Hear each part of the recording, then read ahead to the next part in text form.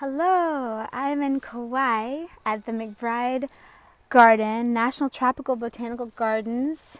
That's how you spell it. That's how you spell it. This is actually the only gardens ever commissioned by Congress, 1964. Who knew, right? So I wanted to just shoot some little vlogs for you guys from Hawaii. So if you're expecting to get some deep wisdom, I would probably just go to another video because this is just going to be a ramble, admittedly. So I was thinking on the way over here as we were walking across the lawn, we were thinking about training trees. We were like, hey, you could just plant a bunch of trees and then you could kind of train them when they're really small. And you can make rooms and you could make stairs and you could make walls and you could make arches. And then, do you know that we came upon this within about 30 seconds of saying that? So let's go look at it. This thing is so cool. Wait till you see. Okay.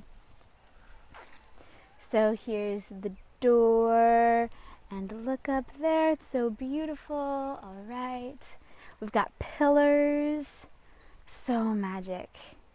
And then inside, here's what it looks like. So check out the beautiful top and down, and the doorways. And then you can come here and look out the windows. You can see what's going on outside. It's a beautiful tree over there. Kauai is so beautiful. I didn't expect to feel the way that I've been feeling here. Everyone said, when I said I was going to come visit Hawaii, that, oh, it's so magical, it's so wonderful, it's just like Sedona. That's what a lot of people say about Kauai, because they're definitely on a similar ley line. A lot of people come back and forth between them. But what I actually felt when I got here was a lot of sadness. I didn't expect that, especially because in the United States, I don't usually feel that way. Even when people talk about that kind of thing, I don't usually feel a ton of sadness. I usually feel like, well, yeah, there have been things done that weren't that great, but this is where we are. You know, this is, let's move forward rather than being angry at what was done. But I've actually felt, as I've gone around doing touristy type things, which is fine. I'm glad that I'm doing touristy type things. It's kind of a cool way to start off the trip and meet the land and stuff. Because I am a tourist, right? What's the point of pretending like I'm not one? I am one. But I've felt a lot of pain looking around and feeling that, you know, this might be not politically correct to say. I'm sorry if I offend anyone. That's not my goal here. I'm just trying to be honest. What I feel like is it's a colony, and it is not fair, and I just keep feeling like this is not the way it's supposed to be. That I feel kind of like it's a like industrialization is kind of a what I'm looking for, like a shackle on the land. Now that said, the Hawaiian people I've met are wonderful. They don't seem bitter or angry. I don't know. I'm sure there are people who feel every way in every population. I'm not going to project what they might be feeling, but I'm not saying that this is anyone else's feelings. I'm just trying to be honest about what I'm feeling. And there's this deep bitterness, and also because people didn't tell me that it was going to be like that. I've spoken to a bunch of intuitives and very connected people who've come and visited this place, and they only talk about the beauty and about the magic, and it is thick magic here. I mean, look at this. How could, of course, it's magical here. But I didn't know about the pain and the sadness. So, okay, that's what I've experienced. I had to say it. It's been probably the biggest part of my experience, other than the beauty. The tropical humidity feels amazing on my skin, especially after being in the desert for so long. It feels great just on my physical form. It's really nice to be able to sleep with all the windows and doors open and fans running, and yeah, scream because there are a lot of mosquitoes here, but you know, whatever, it's not a big deal. I get bitten by a mosquito, I put some tea tree oil on it and I move on. So the main thing that I've noticed is how kind everyone is, how beautiful everything is. And last night we went to a luau, which was so magical. I'm planning on blogging on it over at my website. And it showed me, it changed my perspective of beauty. It changed my perspective of power. I think it had deep, lasting effects that I'm only going to really be able to identify later. But as far as visiting Kauai goes, we have a little Airbnb, and it's beautiful, and it's great, and the people who make it are really kind. So I'm having a fantastic time. I've been having some visions of Lemuria. I knew that I would. And that's very separate from my sociocultural, the pain that I was just describing a few minutes ago. It's not the same, because when I think back at the Lemuria times, because I heard coming here and it felt very accurate, although it might not be exactly the same. I don't know. I work in energetic astral stuff, so it doesn't always translate one-to-one to the physical reality.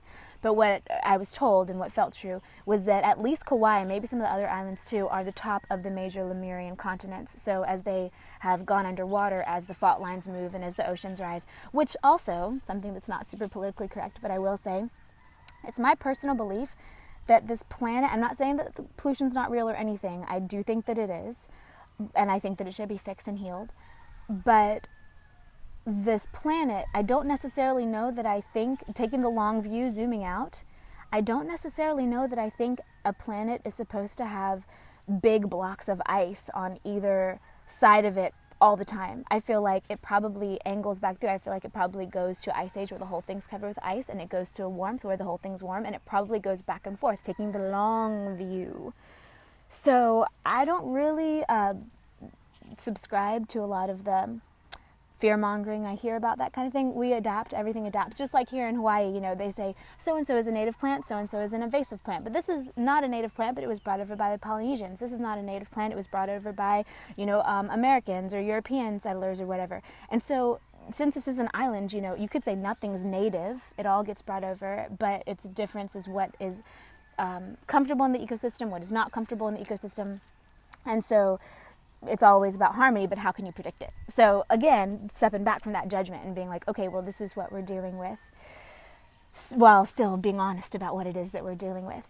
Anyway, it feels like when we were in Lemuria, from what I can understand, I haven't gotten Lemurian downloads this intense before. Usually I deal with like the Atlantean kind of stuff and ancient Egyptian kind of stuff and that type, or even off-planet stuff. But this is my first time really diving into my Lemurian memories. And I remember being way farther down on the mountains, like not so up on the peaks. In some ways, energetically, this feels to that part of myself that's now waking up and kind of arising from her slumber. It feels kind of post-apocalyptic. That's not an insult. It's a beautiful place here. This society is fine. And I, you know, not judging, just saying that's what I'm feeling. But as far as the culture goes, when we went to this luau last night, the power and the amazing performances made me feel things I'd never even felt before. And I'll put a link in the description for this video of where it was. I don't remember the name of it right now. But it was super magical. Yes, it was a performance. Yes, it was for tourists. And it was really magical. And it transformed me. And I loved it. And my view about Hawaiian culture is completely different because I haven't been much exposed to it, you know. This is the second time my feet have left American soil.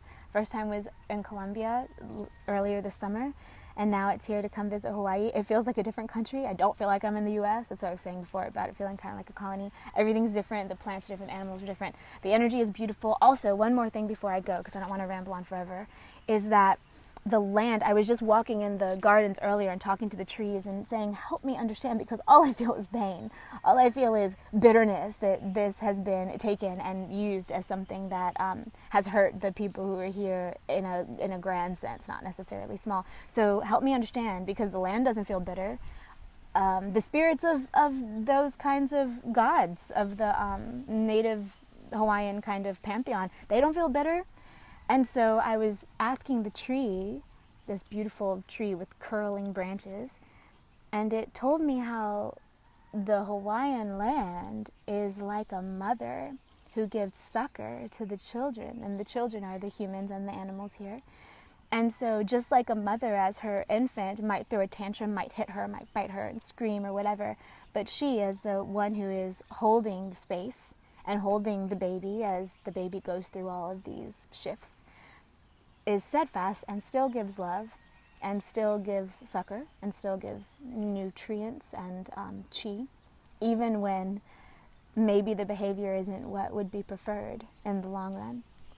So it's a really beautiful kind of unconditional love that this land has for the beings on it, and I'm really grateful.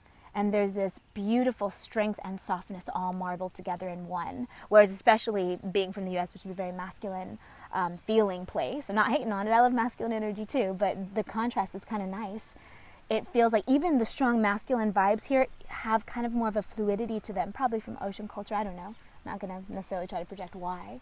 So I'm learning new depths of strength, new depths of authenticity and relaxation, and strength in being fluid rather than in holding a center and not being movable.